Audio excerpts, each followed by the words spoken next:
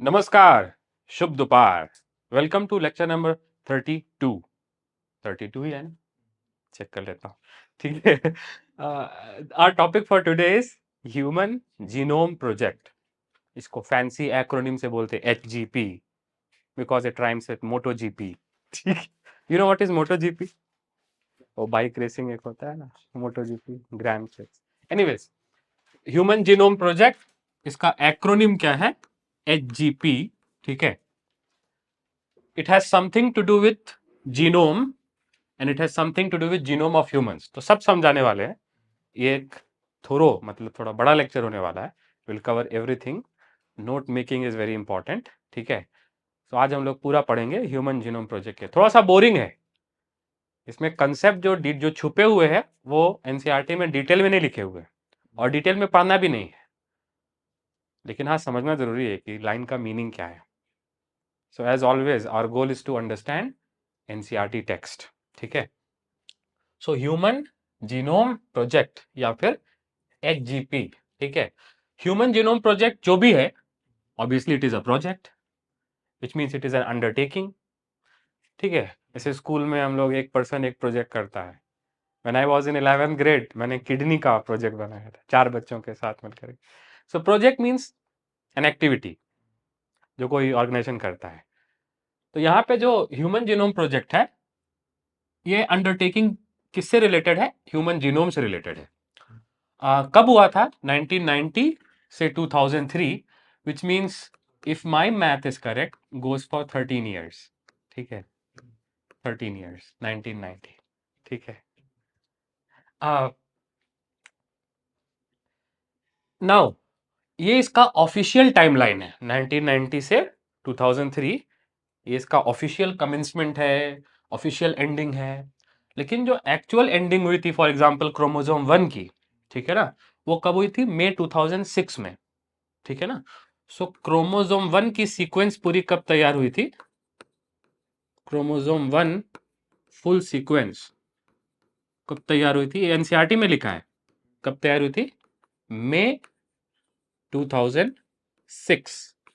इसका मतलब ये जो स्पैन है ये ऑफिशियल एक नंबर है। यहां से यहां तक मेन काम सारे हो गए थे, कुछ एक दो छोटी मोटी चीजें बची थी, जैसे फॉर एग्जांपल क्रोमोसोम 1 की फुल सीक्वेंस ऑफिशियल एंड के 3 साल बाद रिलीज हुई। ठीक है। So what ever. सो ये है ह्यूमन जीनोम प्रोजेक्ट। ठीक है। अच्छा, ह्यूमन जीनोम प्रोजेक्ट को समझने के लिए पहले यह समझना पड़ेगा what is this thing human genome. ठीक है। What is human genome? What is any genome? ठीक है ना। सो सवाल ये आता है कि जीनोम क्या है। Let us start from a fresh page. ठीक है। मैं मान के चलूंगा तुम सबको कुछ नहीं आता है। ठीक है। जीनोम क्या है? तो सबसे पहले तो शुरू करना चाहिए पॉपुलेशन से। पॉपुलेशन से। पॉपुलेशन आप समझते हो? You understand what is population? Population का मतलब है एक स्पीशीज के सारे इंडिविजुअल इन एन एरिया, उसको बोलते हैं उस पॉपुलेशन का एरिया, सॉरी उस एरिया का पॉपुलेशन। ठीक, आई हैव ब्रेन फॉग। ठीक है। पॉपुलेशन का एरिया। ठीक, यू कैन से दैट। ठीक है।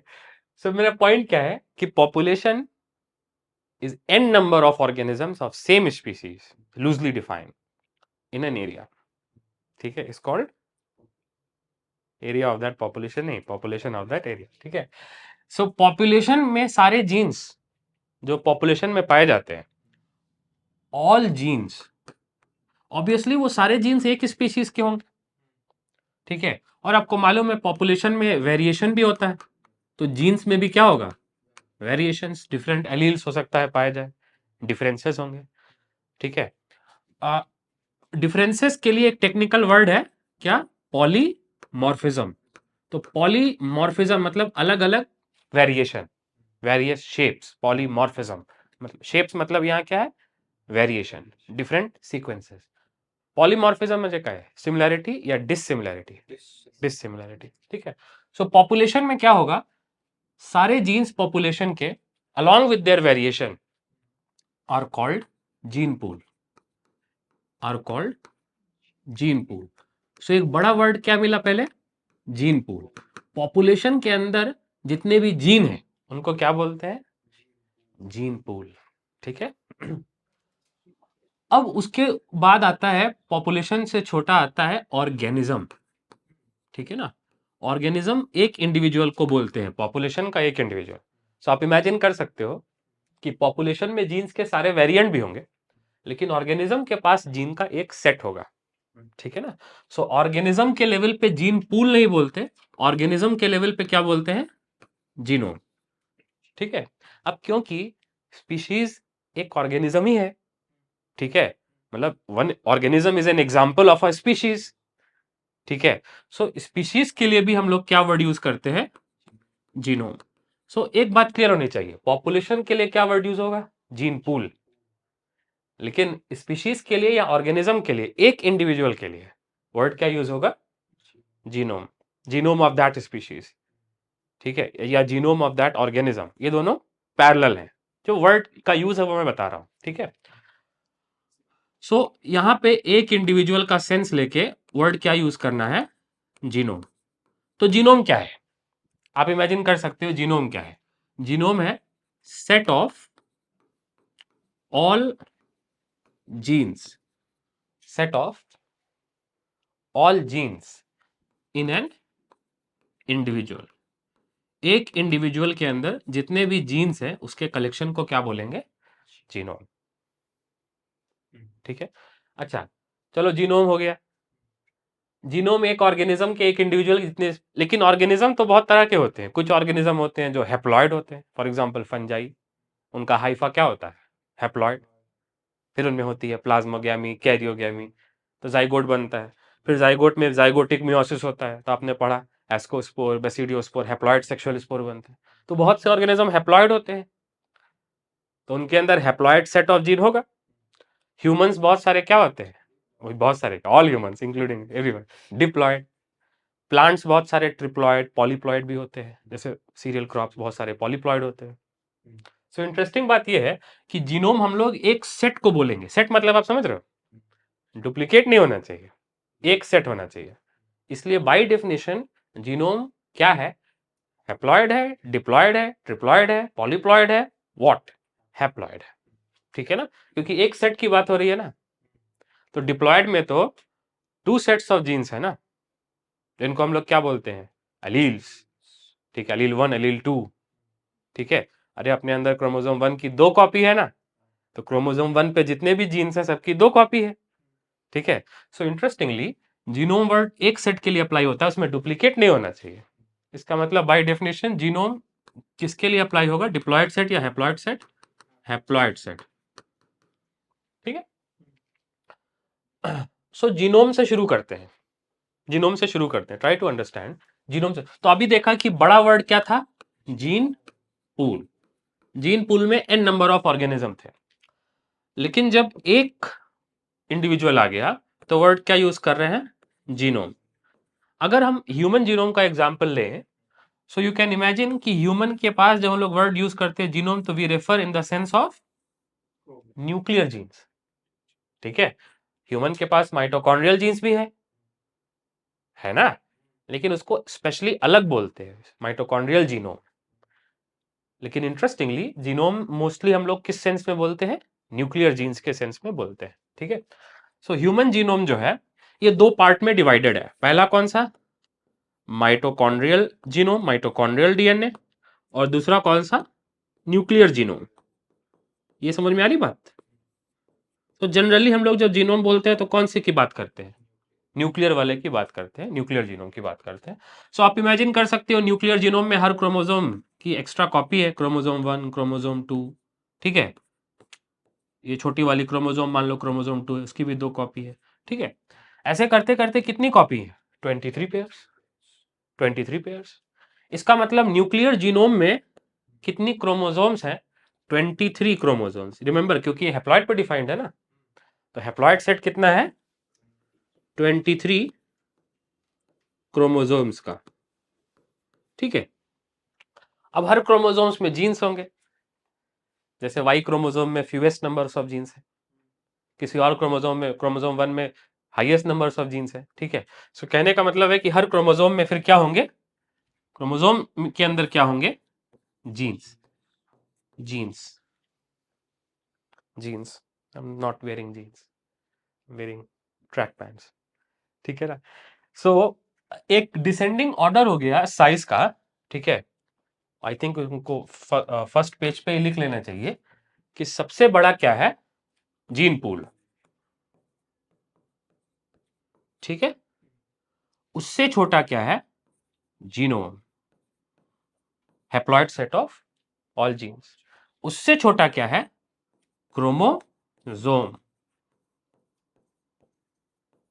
ठीक है। उससे छोटा क्या है, जीन, ठीक है। और जीन से छोटा अगर है तो वो इनहेरिटेंस का यूनिट नहीं है, ठीक है। सो ये क्या हो गया, यूनिट ऑफ इनहेरिटेंस।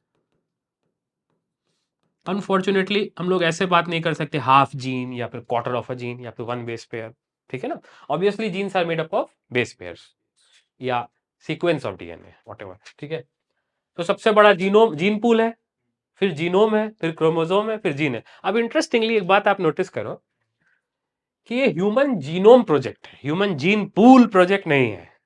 सो ऐसा नहीं है कि सारे ह्यूमन का सैंपल कलेक्ट हुआ, all humans on earth give your sample in 1990, my father sample, your father sample, ठीक है। ऐसा नहीं है कि this is not human gene pool project, human human genome project, ठीक है। कुछ लोगों का, एक दो का, एक का कलेक्ट हुआ, ठीक है ना। सो ह्यूमन जीनोम समझ में आया। ह्यूमन जीनोम मतलब एक ऑर्गेनिज्म का हैप्लॉइड सेट 23 क्रोमोसोम्स, उसको क्या बोलेंगे, ह्यूमन जीनोम, ठीक है। अच्छा, ह्यूमन जीनोम की अगर बात करें, एग्जांपल अगर ये ह्यूमन की बात करें तो ह्यूमन जीनोम कितने क्रोमोसोम्स में डिवाइडेड है, सबको मालूम है, 22 ऑटोसोम्स प्लस 1 एलोसोम, ठीक है, मतलब सेक्स क्रोमोसोम, ठीक है।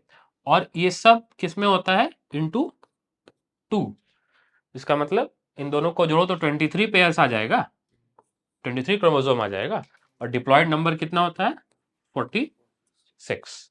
इसको हम लोग क्या बोलते हैं, एन, हैप्लॉइड सेट, और इसको क्या बोलते हैं, 2n, ठीक है। हम सबको ये भी मालूम है कि X X X Y type of determination है, ठीक है। ठीक है। सो ये तो अपने को मालूम है।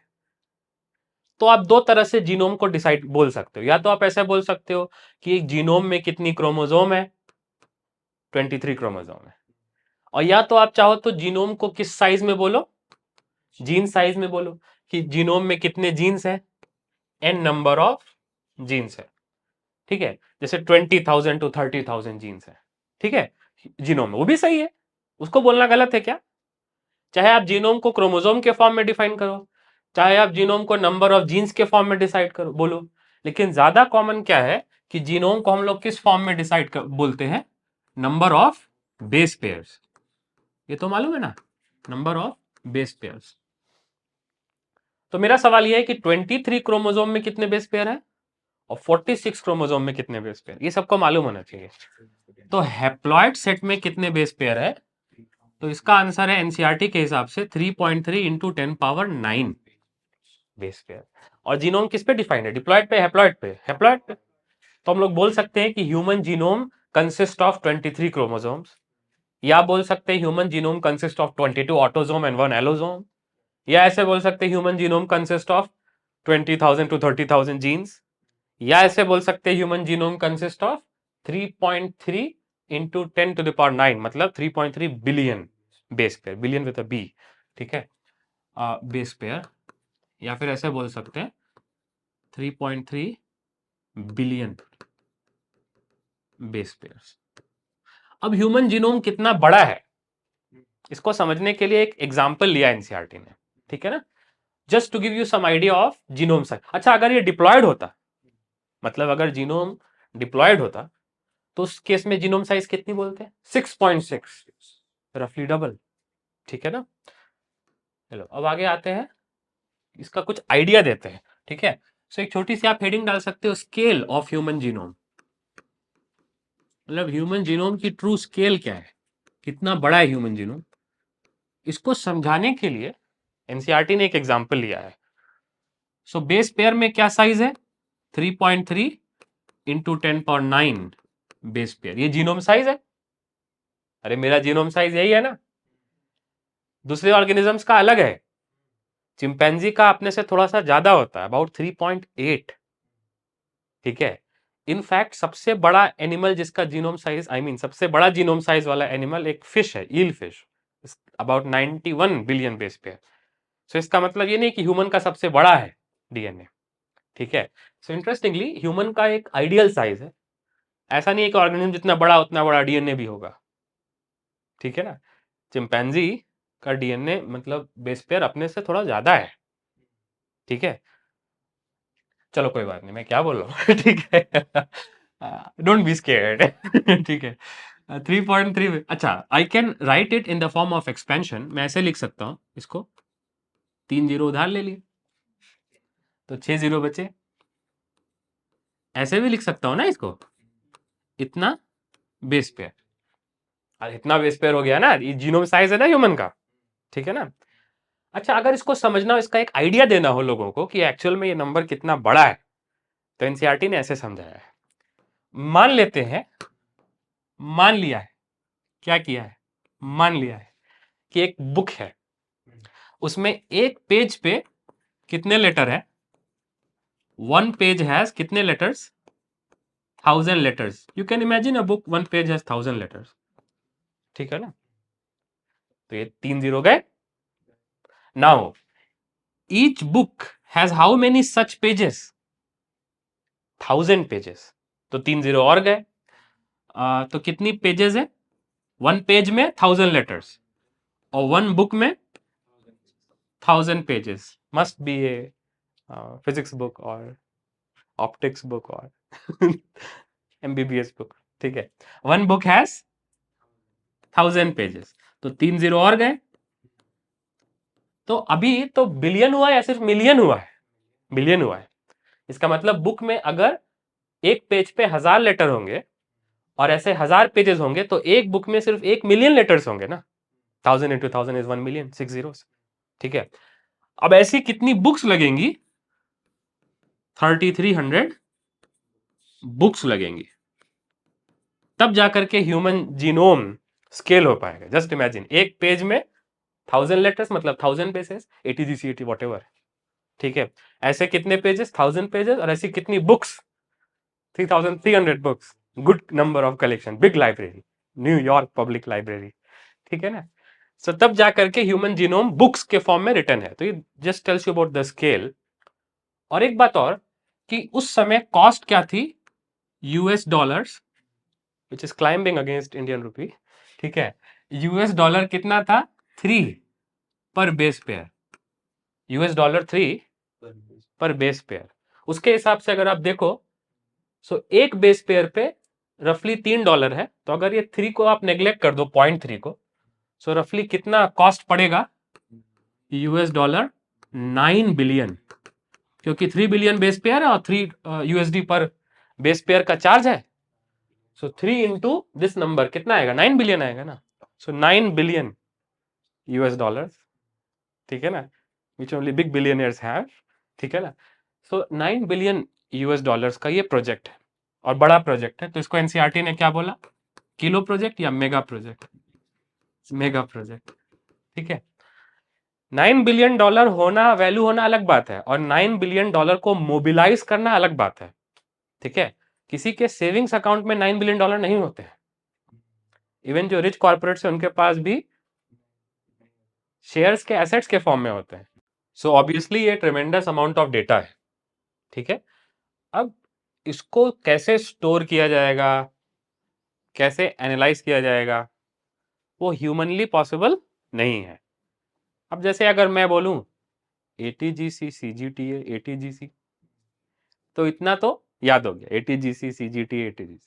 लेकिन अगर मैं ऐसा बोलता जाऊं 4 दिन तक, तो क्या मुझे याद रहेगा, क्या नहीं याद रहेगा। सो ये इतना बड़ा बेस पेयर इंफॉर्मेशन है, ठीक है, कि ये भूल सकता है, कोई भी भूल सकता है।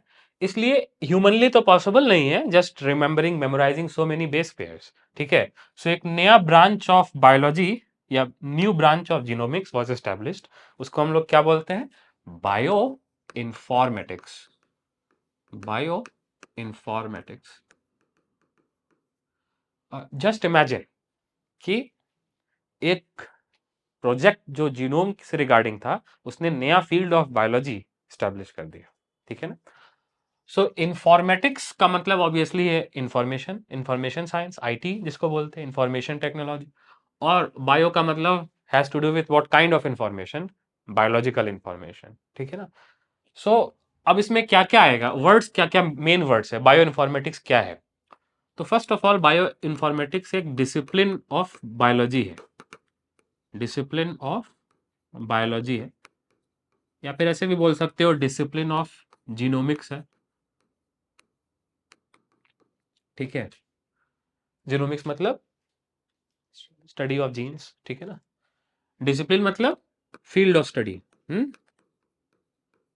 Field of study related to biology या रिलेटेड टू जीनोमिक्स। अब इसमें क्या क्या आता है, what are the features of bioinformatics. तो सबसे पहले उतनी बड़ी इंफॉर्मेशन को क्या करना पड़ेगा, स्टोर, ठीक है। सो पूरे जेनेटिक इंफॉर्मेशन को क्या करना पड़ेगा, स्टोर, ठीक है। तो स्टोर करने के फिनोमेना को क्या बोलेंगे, storage. Storage you can think of storage as uploading, ठीक है ना। Why are you uploading, because at some point of time you need to download, that's why you are uploading. Are you uploading for nothing, नहीं, you are uploading so that later point you can download, ठीक है ना। So download करने को क्या बोलेंगे, retrieval, क्या बोलेंगे, रिट्रीवल, ठीक है। सो ऑब्वियसली कंप्यूटर साइंस के वर्ड यहां पे यूज होंगे। स्टोरेज मतलब अपलोड, रिट्रीवल मतलब डाउनलोड, ठीक है। तीसरा क्या, एनालिसिस। ऑब्वियसली कौन एनालिसिस करेगा, ह्यूमन एनालिसिस करेगा या कंप्यूटर एनालिसिस करेगा, कंप्यूटर।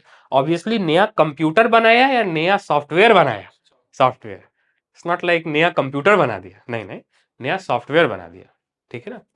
सो एनालिसिस कौन करेगा, new algorithms, algorithms, I am horrible at remembering the spelling of algorithms, please pardon me for that, new algorithms, ठीक है। और क्या, सॉफ्टवेयर्स, कैसे software, general software Microsoft office, या फिर special software, special softwares.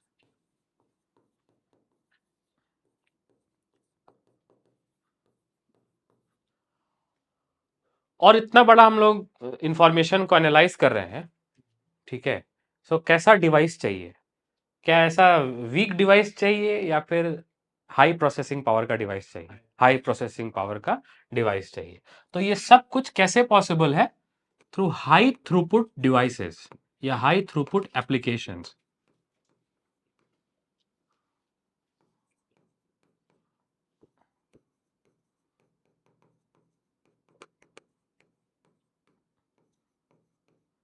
High throughput का मतलब है ऐसी चीजें जो ढेर सारी इंफॉर्मेशन को एक साथ प्रोसेस कर सकती हैं, ठीक है।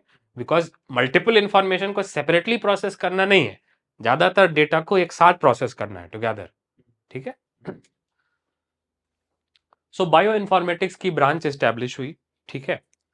कौन कौन से इंस्टीट्यूशंस ने ह्यूमन जीनोम प्रोजेक्ट में अपना रोल प्ले किया, ये मैं फर्स्ट स्लाइड पे ही लिखना चाहूंगा, ठीक है ना। सो आप दो इंस्टीट्यूट का नाम लिख लो, ठीक है। पहला इंस्टीट्यूट कौन सा है, यूएसडीई, और दूसरा कौन सा है, एनआईएच। दोनों अमेरिकन इंस्टीट्यूट्स हैं, ठीक है ना। So two American public agencies, public मतलब गवर्नमेंट एजेंसीज, ठीक है। It was not a private project, it was financed by US government, ठीक है ना। So two American public agencies इसमें इन्वॉल्व थी, कौन कौन सी, यूएसडीई मतलब United States Department of Energy, Department of Energy, ठीक है। और दूसरा कौन सा, एनआईएच, एनआईएच मतलब National Institute of Health, National Institute of Health, NIH. ठीक है, तो ये 2 पब्लिक एजेंसीज इन्वॉल्व थी। फिर बाद में बहुत सारे कंट्रीज और आ गए, ठीक है, जैसे कि जर्मनी, फ्रांस, चाइना, सबका नाम लिखा हुआ है। So later supported by other countries, later supported by other countries, ठीक है। तो अगर आप एनसीईआरटी पे देखोगे तो यहाँ पे लिखा हुआ है, ठीक है, जहाँ पे ह्यूमन जीनोम प्रोजेक्ट का इंफॉर्मेशन है वहीं पे लिखा हुआ है कि human genome project was 13-year project coordinated by US department of energy and NIH during early years of HGP Wellcome Trust, not normal welcome, WELL Wellcome Trust, जो कि यूके का था, वो भी मेजर पार्टनर बना। तो स्टार्ट किसने किया? एनआईएच और यूएसडी। त्यानंतर उसमें यूके का इंस्टीट्यूट कौन सा आया? Wellcome Trust. उसके बाद बहुत सारे कंट्रीज और आ गए, Japan, France, Germany, China and others. तो प्रोजेक्ट और ज्यादा इंटरनेशनल लेवल पे आ गया, ठीक है ना। सो इसको भी याद रखना जरूरी है नीट के पॉइंट ऑफ व्यू से, ठीक है। सो पहले तो यूएस एजेंसीज ने इनिशिएट किया, तो project was initiated by US agencies. उसके बाद अर्ली ईयर्स में कौन आया? Wellcome Trust, WELL Wellcome Trust. ये यूएस का है या यूके का है? यूके का है, ब्रिटिश एजेंसी है, ठीक है ना। उसके बाद लेटर बहुत सारे कंट्रीज आ गए, ठीक है। कौन कौन से कंट्रीज आ गए? जर्मनी, ठीक है, फ्रांस, जापान और चाइना। यू से चाइना और यू से चाइना, सम चाइनीज एक्स, चाइना, ठीक है। टू अमेरिकन, ये हाँ इन्होंने स्टार्ट किया, फिर ये आ गया, फिर ये उसमें बाद में ज्वाइन हो गया। सो ट्रूली कैसा प्रोजेक्ट है? इंटरनेशनल प्रोजेक्ट है, मेगा प्रोजेक्ट है। Once again HGP was a mega project, international project, $9 billion project. लेकिन जस्ट इमेजिन $9 बिलियन उस जमाने का, इन्फ्लेमेशन एडजस्ट करके आज और बहुत ज्यादा हो जाएगा, ठीक है ना।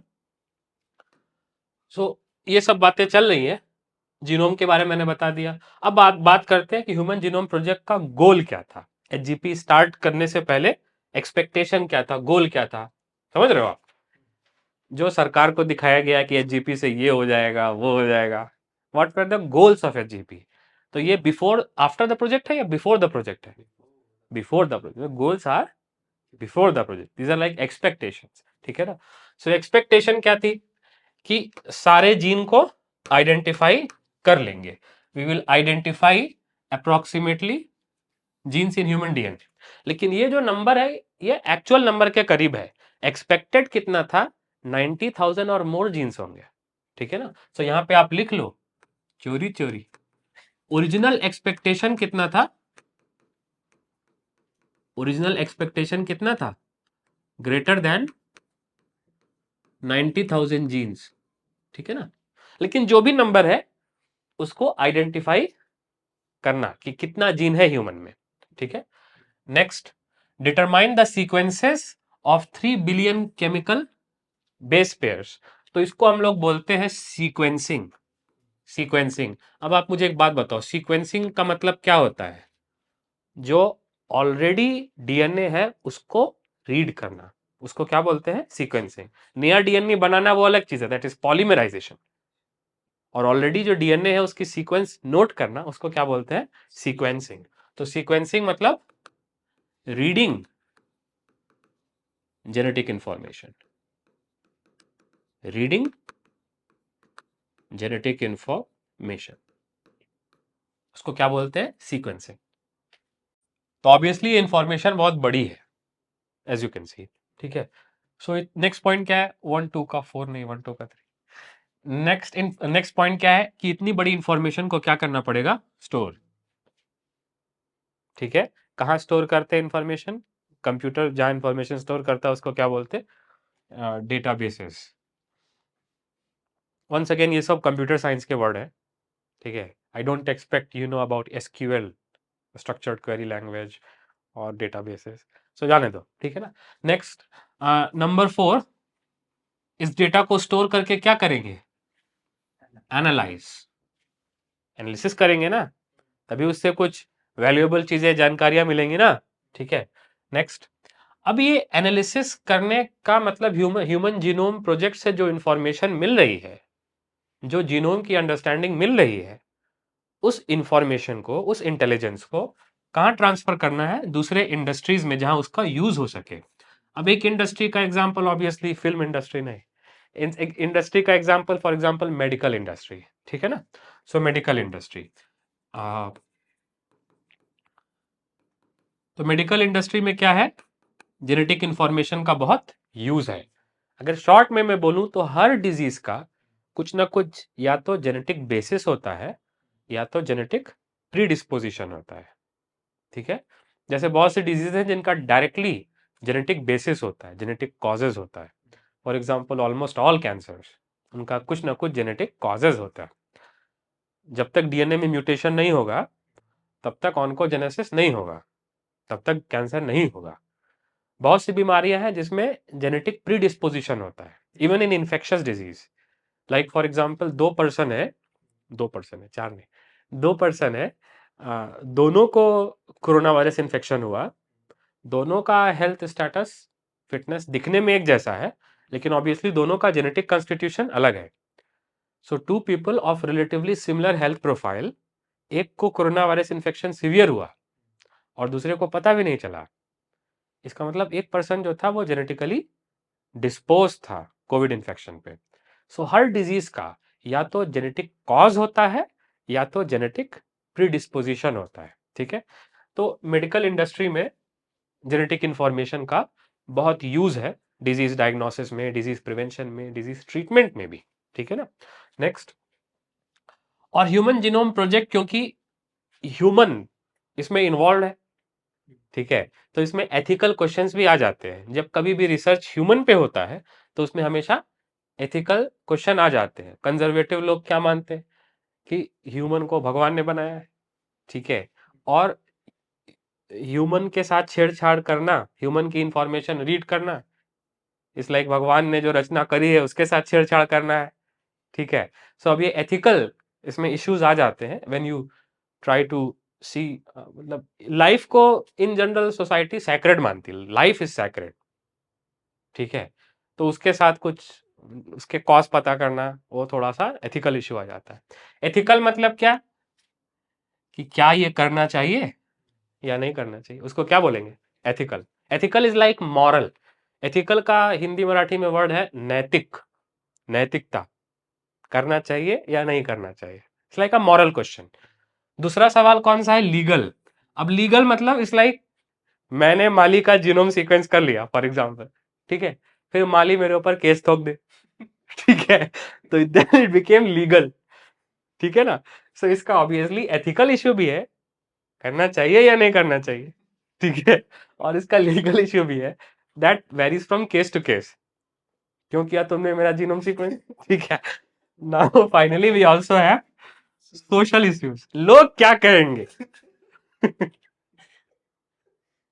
तुम्हारा तो जीनोम सीक्वेंस हो चुका है, क्या समाज तुमको स्वीकार करेगा?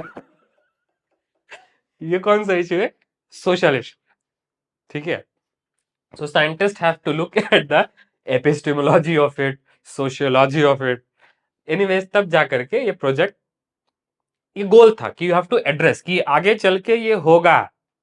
ठीक है, एलसी मतलब एथिकल लीगल सोशल इश्यूज भी एचजीपी में आएंगे, because you are researching on humans. ठीक है ना, जाने दो। ठीक है, तो ये था गोल्स ऑफ एचजीपी। अब इस पे आने से पहले मैं एक और इंटरेस्टिंग बात के बारे में बताना चाहता हूं। ठीक है, अब इसका एक्चुअल कॉज क्या था मुझे नहीं पता, मुझे ऐसा सस्पिशन है कि सिर्फ ह्यूमन पे रिसर्च नहीं कर रहे हैं, दूसरे ऑर्गेनिजम्स पे भी रिसर्च कर रहे हैं। ये एक एक्सक्यूज भी था। ठीक है ना, so just look at it कि एचजीपी में, एचजीपी का नाम क्या है? Human genome project. बट लोगों को रियलाइज हो it will attract a lot of attention, तो इसमें ऑब्वियसली ह्यूमन मॉडल तो है ही। ठीक है, ह्यूमन मॉडल तो है ही, साथ ही साथ एचजीपी में इसको ब्रॉड करके क्या इंक्लूड किया गया? Non human models. Non human models. और नॉन ह्यूमन मॉडल्स में क्या आएंगे? दूसरे ऑर्गेनिज्म आएंगे विच आर नॉट ह्यूमन। तो कौन कौन आया, किसका किसका और सीक्वेंस किया गया? चलो तुम भी आओ, तुम भी आओ। ठीक है, सो ऑब्वियसली बैक्टीरिया। ठीक है, दूसरा क्या आया? ईस्ट। ठीक है, प्लांट्स का भी जीनोम सीक्वेंस हुआ। ठीक है, प्लांट्स में दो प्लांट्स का बहुत इंपॉर्टेंट था, राइस और एरेबिडोप्सिस। ठीक है, राइस और एरेबी हबीबी एरेबिडोप्सिस। ठीक है, नेक्स्ट और एनिमल्स भी थे। ठीक है, एनिमल्स भी थे। एनिमल्स में एक नेमाटोड, नेमाटोडा जानते हो आप? एस्केलमेंथ, राउंड वॉर्म। तो एक राउंड वॉर्म भी था, उसका नाम क्या है? बहुत अजीब सा नाम है, सीनोरैप्टाइटिस। सीनोरैप्टाइटिस एलिगेंस। ठीक है, इसका भी सीक्वेंस हुआ। ठीक है,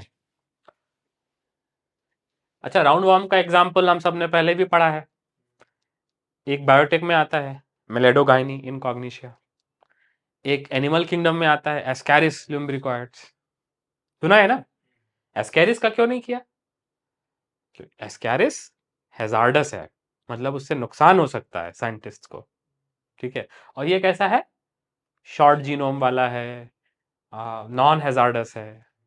ठीक, मतलब इससे कोई खतरा नहीं है, नॉन पैरासिटिक है, सीक्वेंस करना इजी है। ठीक है ना? सो नेमाटोड ये वाला क्यों चूज किया? क्योंकि ये कैसा है? नॉन पैरासिटिक है, शॉर्ट जीनोम है। ठीक है ना? राउंड वॉर्म्स में मेल और फीमेल में क्या होता है? सेक्सुअल डाइमॉर्फिज्म होता है, females are larger, males are smaller, so males are scared. ठीक है ना? नेक्स्ट उसके बाद क्या? दूसरा कौन सा? Insect. Insects are animals, insects are not plants. ठीक है, इंसेक्ट कौन सा लिया? Fruit fly. Fruit fly, fruit fly आप जानते हो?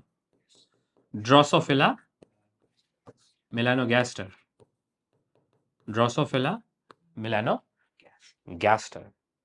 ठीक है ना? Such a gangster name, melanogaster, like wolf gang Polly. ठीक है कोई बात नहीं। और ऑब्वियसली और भी बहुत सारे मॉडल हैं। ठीक है, सो आप अगर यहाँ मैं एक्सेट्रा लिख दे रहा हूँ। ठीक है, सो अगर आप एनसीईआरटी के पैराग्राफ पे आओ तो ये लिखा हुआ है सब चोरी चोरी। ठीक है ना? यहाँ पे क्या लिखा है कि ह्यूमन बायोलॉजी के लिए या फिर ह्यूमन की स्टडीज के लिए जरूरी था एचजीपी। ऑब्वियसली ह्यूमन जीन्स को समझोगे तभी तो ह्यूमन डेवलपमेंट समझ में आएगा। ठीक है, और भी चीजें हैं, हर लाइन उतनी इंपॉर्टेंट नहीं है। ठीक है, सो बहुत सारे इंडस्ट्री में इसका यूज था एचजीपी का, हेल्थ केयर, एग्रीकल्चर। देखो इसमें नॉन ह्यूमन मॉडल्स भी है ना, तो राइस का और अरेबिडोप्सिस का एग्रीकल्चर में इंपॉर्टेंट है। ठीक है ना? Energy production.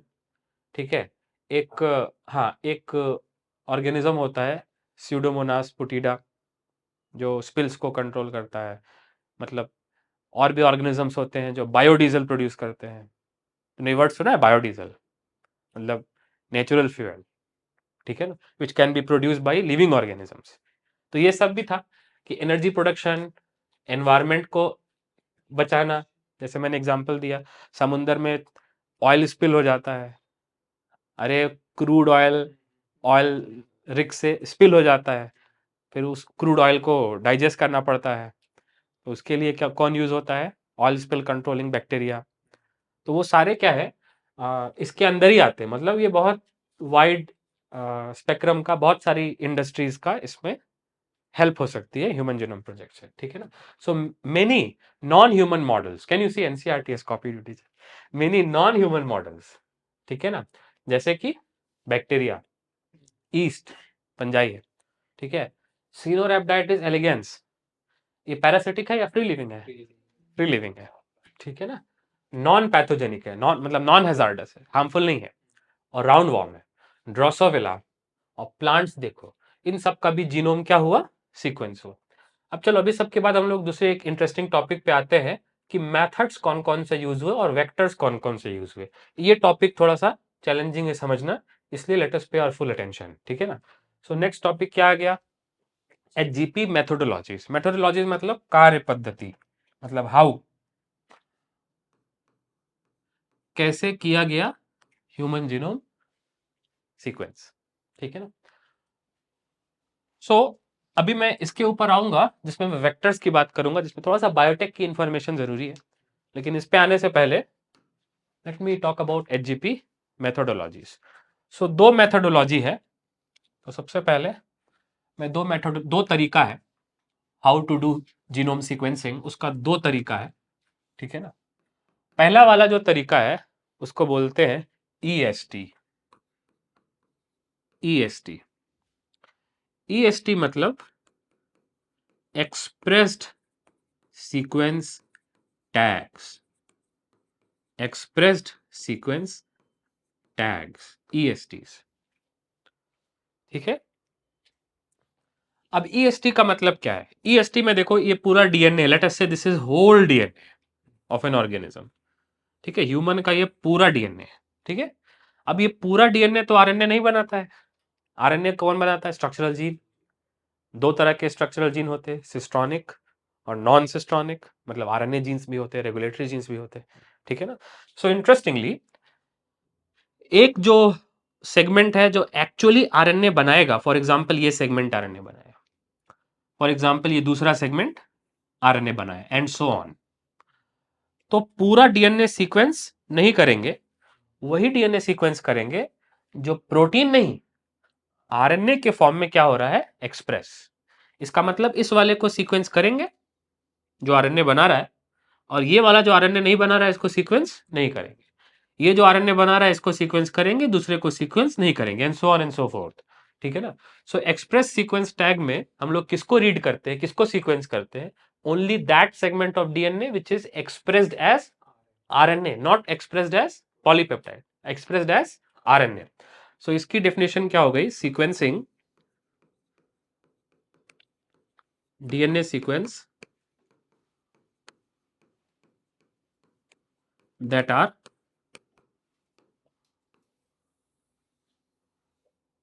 silent या expressed as RNA, expressed as RNA। अब आरएनए हम लोग को मालूम है, कोडिंग आरएनए कौन सा होता है? एमआरएनए। बाकी के जो आरएनए होते हैं आरआरएनए, टीआरएनए, वो नॉन कोडिंग होते हैं, ठीक है ना। तो आरएनए कोई भी आरएनए हो, यहाँ पे एमआरएनए जरूरी नहीं है। जो भी डीएनए आरएनए बनाता है उस डीएनए को रीड करेंगे। इस अप्रोच को कौन सी अप्रोच बोलेंगे? ईएसटी, एक्सप्रेस्ड सीक्वेंस टैग, ठीक है ना। आप ऐसे याद रख सकते हो, ई फॉर ईएसटी और ई फॉर एफिशिएंट। तो ये कौन सी अप्रोच है? एफिशिएंट, ठीक है, क्योंकि इसमें उसी को सीक्वेंस कर रहे हैं जो आरएनए बनाता है, ठीक है ना। दूसरी अप्रोच एचजीपी की थी, जो दूसरी टीम थी वो कौन सी अप्रोच फॉलो कर रही थी? दूसरी अप्रोच का नाम मैं लिख रहा हूं ब्लाइंड अप्रोच। Blind approach. अब जैसा कि आप नाम समझ सकते हो, ब्लाइंड अप्रोच का मीनिंग क्या होगा? ब्लाइंड अप्रोच का मतलब क्या होगा? आरएनए बनाने वाले डीएनए को सीक्वेंस करना या sequence all DNA, entire DNA molecule. तो वो उसको आप एफिशिएंट बोलोगे या इनएफिशिएंट बोलोगे?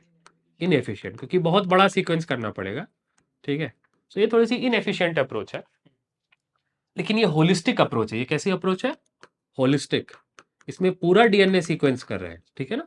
सो ब्लाइंड अप्रोच जो है, जो नॉन ईएसटी अप्रोच है, ठीक है, उसमें क्या करेंगे? Sequence entire DNA molecule, entire DNA sequence, ठीक है। अब एंटायर डीएनए सीक्वेंस में एक्सप्रेस्ड भी होंगे, नॉन एक्सप्रेस्ड भी होंगे, कोडिंग भी होंगे, नॉन कोडिंग भी होंगे, ठीक है ना। तो नॉन कोडिंग मतलब जो एमआरएनए नहीं बनाते हैं, प्लस कोडिंग जो एमआरएनए बनाते हैं, ठीक है ना। तो ये सारे जो है किस में आएंगे? ब्लाइंड अप्रोच में आएंगे। नाउ ब्लाइंड अप्रोच तो कर रहे हैं, इंफॉर्मेशन सीक्वेंस कर रहे हैं, वेरी गुड, लेकिन फिर उस सीक्वेंस पे फंक्शन असाइन करना भी तो चाहिए, कि सिर्फ you have this information for nothing, ऐसा नहीं होना चाहिए ना कि आपके पास एक बड़ी सी किताब है, book, each book has, one page has 1,000 letters, 1,000 such pages and 3,300 such books, लेकिन उसमें कुछ मालूम ही नहीं है कि वो क्या है। ऐसा भी तो नहीं होना चाहिए ना। सो फंक्शन भी तो पता होना चाहिए ना। तो ब्लाइंड अप्रोच में फंक्शन रीड करते समय मालूम है या बाद में पता लगाया? बाद में पता लगाया। रीड करते समय फंक्शन नहीं मालूम है, इसलिए कौन सी अप्रोच बोल रहा है? Blind approach. Why it is called blind approach? क्योंकि सीक्वेंस करते समय सीक्वेंस का फंक्शन नोन नहीं है, ठीक है ना। So obviously some time it has to be known, otherwise उसका काम ही क्या है फिर? It's like junk. लेकिन बाद में फंक्शन पता लगाना, later finding function of DNA sequence, इस सीक्वेंस का फंक्शन क्या है? Later finding functions of DNA sequence, ठीक है। बाद में फंक्शन पता लगाना, इसको हम लोग क्या बोलेंगे? Sequence annotation. Sequence annotation. Annotation मतलब आप समझते हो? जैसे आप एनसीईआरटी पे एक लाइन अंडरलाइन करके कुछ लिख लेते हो, तो उसको क्या बोलते हैं? एनोटेट करना, एनसीईआरटी को एनोटेट करना। वैसे ही इस सीक्वेंस का ये फंक्शन है, इस सीक्वेंस का ये फंक्शन है, बाद में सीक्वेंस को फंक्शन असाइन करना। जैसे एनसीईआरटी में एनसर्कल करके वर्ड का मीनिंग लिखते हैं ना, वैसे ही सीक्वेंस का फंक्शन क्या है वो बाद में लिखना, उसको हम लोग क्या बोलेंगे? Sequence annotation. तो सीक्वेंस एनोटेशन किसका पार्ट है? ये ब्लाइंड फोल्ड अप्रोच का पार्ट है, जिसमें पूरा डीएनए सीक्वेंस करते हैं। और जो दूसरा वाला अप्रोच है वो क्या है? Express sequence tag. तो हम लोग को ऑब्वियसली मैकेनिज्म नहीं पढ़ना है, डिटेल्स नहीं पढ़नी है, लेकिन समझना है कि एक टीम ने ये किया, दूसरी टीम ने ये किया, ठीक है। ये एफिशिएंट है थोड़ा, क्योंकि आरएनए को ही सीक्वेंस करता है, देन डीएनए। और ये वाला क्या है? सबको, जो आरएनए बना रहा है वो भी, जो आरएनए नहीं बना रहा है वो भी, एक्सॉन्स भी, इंट्रॉन्स भी, जो ट्रांसक्रिप्शन यूनिट है वो भी, जो ट्रांसक्रिप्शन यूनिट नहीं है वो भी, टीलोमियर भी, और क्या बोलेंगे उसको? सेंट्रोमियर भी, यूक्रोमेटिन भी, हेटेरोक्रोमेटिन भी, सभी को सीक्वेंस किया तो क्या बोलेंगे? लेकिन सीक्वेंस को ब्लाइंड अप्रोच क्यों बोल रहे हैं? क्योंकि सीक्वेंस करते समय मालूम नहीं है कि सीक्वेंस का फंक्शन क्या है, बाद में फंक्शन पता चला, तो उसको क्या बोल रहे हैं? सीक्वेंस एनोटेशन, ठीक है ना। अब इसमें एक प्रॉब्लम है, क्योंकि याद करो डीएनए तो बहुत बड़ा मॉलिक्यूल है, ठीक है ना। So DNA is a large molecule. Human chromosomes, basically जो ह्यूमन की क्रोमोसोम है, ह्यूमन की क्रोमोसोम है, ठीक है, वो रेप्लिकेट कर सकती है, सेल्फ रेप्लिकेट कर सकती है ना। क्यों रेप्लिकेट कर सकती है? क्योंकि इसके पास क्या है? मैं यहां लिख रहा हूं वाई। क्यों रेप्लिकेट कर सकती है? क्योंकि इसके पास क्या है? ओराइसाइट्स है। तो ह्यूमन क्रोमोसोम रेप्लिकेट कर सकती है, इसमें कोई दो राय नहीं है। लेकिन क्या इस पूरे डीएनए को एक बार में सीक्वेंस किया जा सकता है क्या? नहीं, ठीक है ना। सो ह्यूमन क्रोमोसोम जो है वो एक लार्ज डीएनए मॉलिक्यूल है, चाहे कोई भी क्रोमोसोम हो, वो लार्ज डीएनए मॉलिक्यूल है, मिलियंस ऑफ बेस पेयर में है, ठीक है ना। वो रेप्लिकेट तो कर सकती है क्योंकि उसके पास ओराइसाइट है, लेकिन वो लार्ज डीएनए मॉलिक्यूल होने के नाते कैन इट बी सीक्वेंस्ड या can not be sequenced? Can not be sequenced.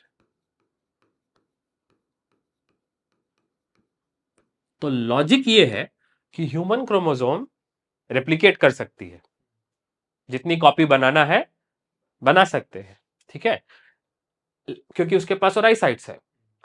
लेकिन वो लार्ज डीएनए होने की वजह से उसको रीड नहीं किया जा सकता है, ठीक है।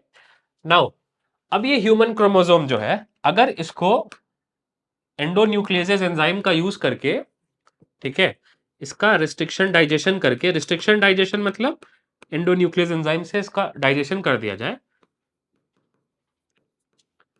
ठीक है, तो ये क्या बना लेंगे? ह्यूमन क्रोमोसोम क्या बना लेगी? स्मॉल डीएनए फ्रैगमेंट्स, ठीक है।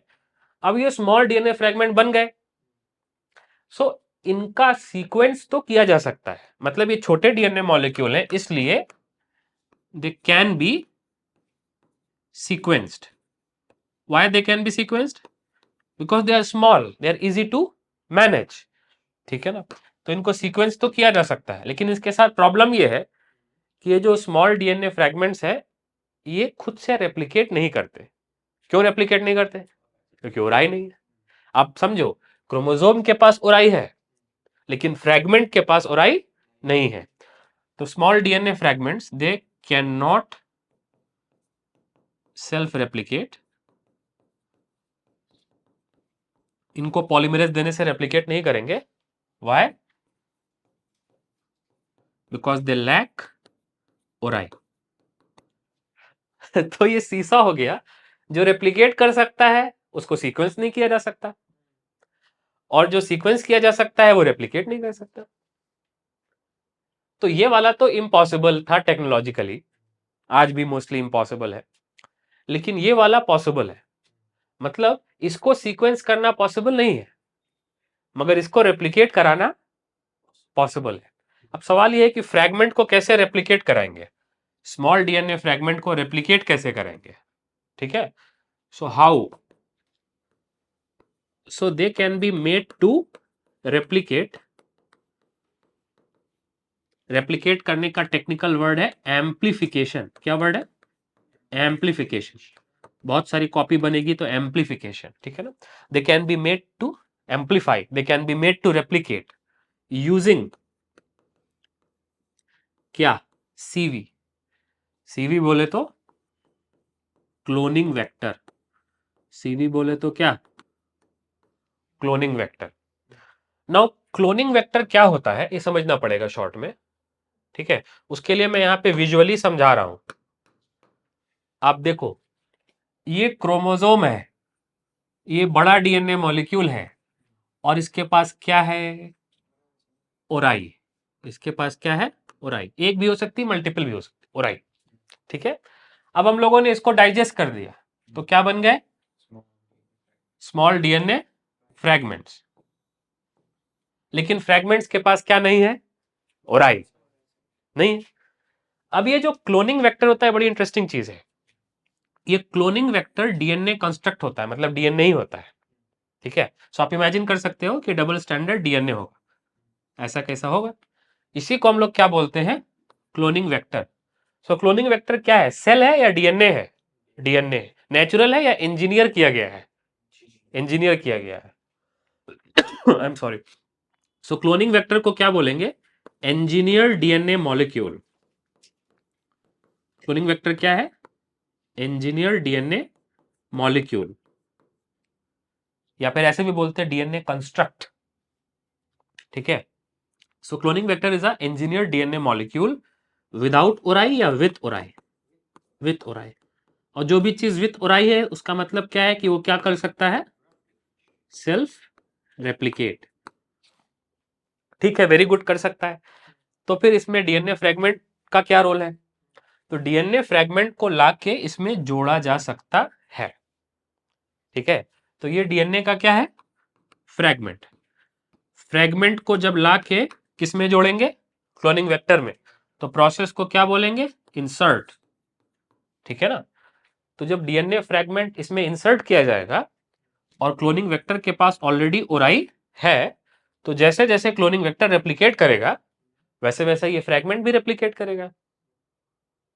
तो आप समझ रहे हो बात को? मैं एक बार फिर से बता रहा हूं कि ह्यूमन क्रोमोसोम बड़ा डीएनए मॉलिक्यूल है, इसलिए उसको पूरा सीक्वेंस नहीं किया जा सकता, और उसको डाइजेस्ट करना जरूरी है। डाइजेस्ट करेंगे तो ह्यूमन क्रोमोसोम किस में डिवाइड हो जाएगी? स्मॉल फ्रैगमेंट्स में। अब ये स्मॉल फ्रैगमेंट्स रेप्लिकेट नहीं करते, तो इनको रेप्लिकेट कैसे कराया जाएगा? क्लोनिंग वेक्टर्स का यूज करके। क्लोनिंग वेक्टर क्या होता है? डीएनए मॉलिक्यूल होता है जिसके पास क्या होता है? ओराई, जस्ट लाइक क्रोमोसोम। तो जैसे क्रोमोसोम रेप्लिकेट करती है वैसे क्लोनिंग वेक्टर भी रेप्लिकेट करता है, लेकिन फ्रैगमेंट रेप्लिकेट नहीं करता। तो फ्रैगमेंट को कहां जोड़ोगे? क्रोमोसोम में। क्यों? इसमें जोड़ोगे तो ये तो बड़ा मॉलिक्यूल है, तो फिर सीक्वेंस नहीं कर सकते। लेकिन अगर फ्रैगमेंट को यहां जोड़ेंगे तो फिर इसको जोड़ा जा सकता है, निकाला जा सकता है। ये जैसे जैसे रेप्लिकेट करेगा वैसे वैसे फ्रैगमेंट की भी कॉपी बनाई जा सकती है, ठीक है ना। सो ऑलवेज याद रखो आप कि फ्रैगमेंट को सीक्वेंस करने के लिए उसको कहाँ इंसर्ट करना पड़ेगा, क्लोनिंग वेक्टर में, क्या करने के लिए, उसको रेप्लिकेट कराने के लिए, ठीक है ना। क्लोनिंग वेक्टर दो तरह के यूज होते हैं इसमें ह्यूमन जीनोम प्रोजेक्ट में। To types of cloning vectors were used. पहला कौन सा, BAC, दूसरा कौन सा, YAC, ठीक है। BAC क्या है, बैक्टीरियल आर्टिफिशियल क्रोमोसोम। अब नोटिस करो इसका नाम क्या है, क्रोमोसोम, मतलब इसके पास ओराई है। और ये कैसी क्रोमोसोम है, नेचुरल या आर्टिफिशियल, आर्टिफिशियल। इसका मतलब ये नेचुरल डीएनए या डीएनए कंस्ट्रक्ट है, डीएनए कंस्ट्रक्ट है। सो बैक्टीरियल आर्टिफिशियल क्रोमोसोम किस सेल के अंदर रेप्लिकेट करेगी, bacteria.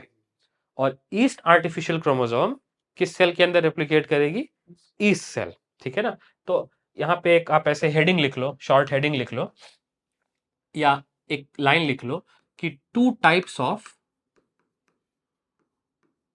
Cloning vectors were used. क्यों, क्या करने के लिए, टू एम्प्लीफाई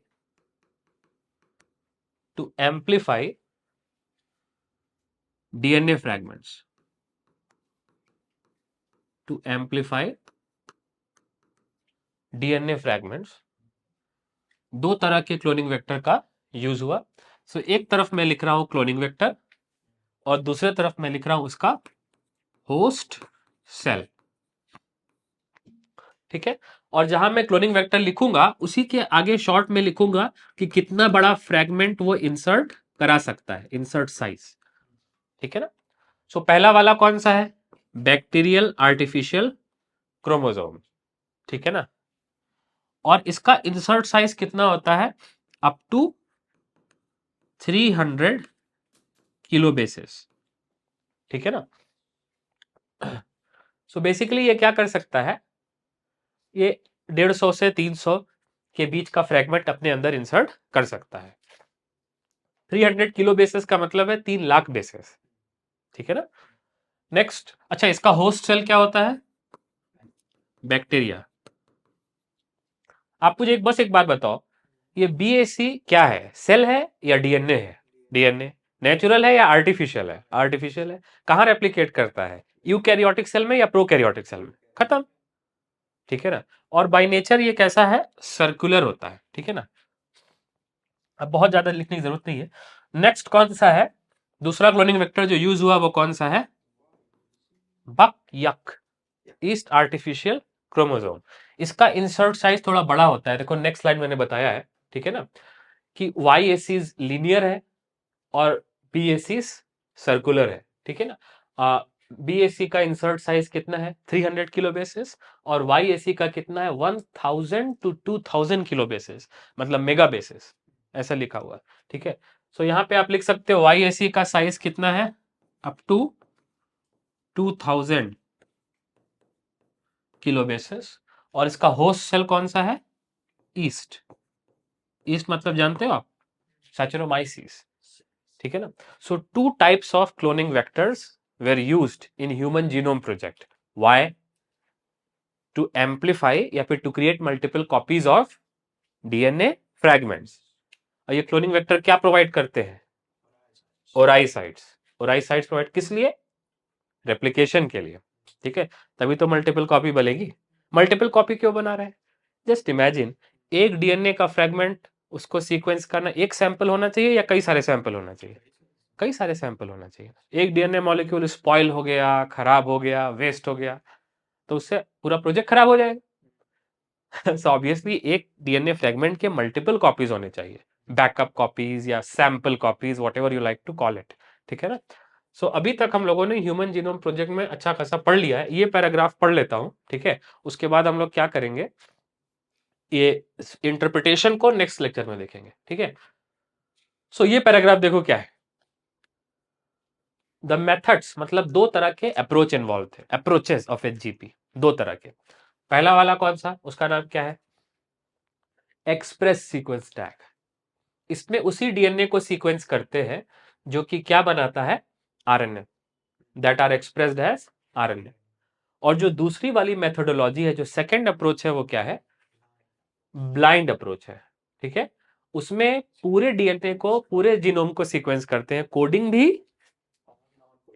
भी और नॉन कोडिंग भी। जो आरएनए बनाता है वो भी, जो आरएनए नहीं बनाता है वो भी, एंटायर डीएनए मॉलिक्यूल को सीक्वेंस करते हैं। और फंक्शन पहले असाइन करते हैं या बाद में असाइन करते हैं? बाद में। क्या लिखा है? Later assigning function. Function assign करने को क्या बोलेंगे? Sequence annotation. पहले ब्लाइंड अप्रोच, फिर sequence annotation. Total DNA from a cell, इसको पहले किस में कन्वर्ट करना पड़ेगा? छोटे छोटे फ्रैगमेंट्स में, स्मॉलर साइजेस। वाई? क्योंकि पूरे बड़े डीएनए मॉलिक्यूल को सीक्वेंस करना पॉसिबल नहीं है प्रैक्टिकली। ठीक है ना? Recall, DNA is a very long polymer and there are technical limitations of sequencing long pieces of DNA. तो मैक्सिमम कितना बड़ा पीस सीक्वेंस कर रहे हैं? 3000 किलो बेसिस से 300 किलो बेसिस से 2000। Rough idea. बीएसी और वाईएसी का मैक्सिमम वही है ना? ठीक है ना? ठीक है। और किसमें करते हैं? Clone in suitable host. Host मतलब सेल। ठीक है। और क्लोनिंग वेक्टर मतलब DNA which is providing origin of replication. So जो ओरिजिन ऑफ रेप्लिकेशन प्रोवाइड कर रहा है फ्रैगमेंट को, उस डीएनए मॉलिक्यूल को क्या बोल रहे हैं? Vector. Better call it cloning vector. और वो cloning vector in vitro replicate नहीं करेगा। वो क्लोनिंग वेक्टर को कहां डालना पड़ेगा? सेल के अंदर। बीएसी को बैक्टीरिया सेल के अंदर, वाईएसी को ईस्ट सेल के अंदर नेचुरली रेप्लिकेट करने के लिए डालना पड़ेगा। सो सेल को क्या बोलेंगे? Host cell. और वेक्टर को क्या बोलेंगे? Cloning vector. एक पॉइंट और मैं बता देता हूं कि जब ये डीएनए फ्रैगमेंट इधर आके लग जाएगा, किधर? क्लोनिंग वेक्टर में, तब ये जो पूरा डीएनए है उसमें दो चीजें आ गई। क्या क्या आ गया? एक तो ये फ्रैगमेंट आ गया, फ्रैगमेंट। और दूसरा क्या आ गया? जो ओरिजिनल क्लोनिंग वेक्टर था वो आ गया। ठीक है। फ्रैगमेंट प्लस क्लोनिंग वेक्टर, इसको हम लोग क्या बोलेंगे? कौन सा डीएनए? आरडीएनए या फिर रिकॉम्बिनेंट डीएनए। सो ऐसा भी बोल सकते हैं कि ह्यूमन जीनोम प्रोजेक्ट में आरडीएनए टेक्नोलॉजी का, या फिर जेनेटिक इंजीनियरिंग का, या फिर डीएनए स्प्लाइसिंग का यूज होता है। ठीक है। जिसमें डीएनए फ्रैगमेंट को क्लोनिंग वेक्टर में इनकॉर्पोरेट करते हैं या इंसर्ट करते हैं। ठीक है। और क्लोनिंग वेक्टर का काम क्या है? क्या प्रोवाइड करना? Origin of replication. फ्रैगमेंट के पास ओराई नहीं है, और क्लोनिंग वेक्टर क्या प्रोवाइड कराएगा? ओराई। और क्या क्लोनिंग वेक्टर सेल के बाहर रेप्लिकेट करेगा या सेल के अंदर रेप्लिकेट करेगा? सेल के अंदर। तो ये जो आरडीएनए बना है, इस आरडीएनए को कहां ले जाना पड़ेगा? Inside cell. Inside cell. और वही मैं बता रहा था कि अगर जो सेल है, अगर आरडीएनए जो बना रहे हैं वो बीएसी का यूज करके बना रहे हैं, तो उसको कौन से सेल में इंसर्ट करना पड़ेगा? Bacterial cell, for example E coli. और अगर उसको वाईएसी का यूज करके बना रहे हैं, तो उसको कहां इंसर्ट करना पड़ेगा? Yeast cell, for example Saccharomyces. ठीक है। सो जो आगे का पार्ट है ह्यूमन जीनोम प्रोजेक्ट का, इंक्लूडिंग द इंटरप्रिटेशन या salient features of human genome project और features of human genome, repetitive DNA sequences, satellites versus coding DNA, ये हम लोग नेक्स्ट लेक्चर में देखेंगे। Thank you.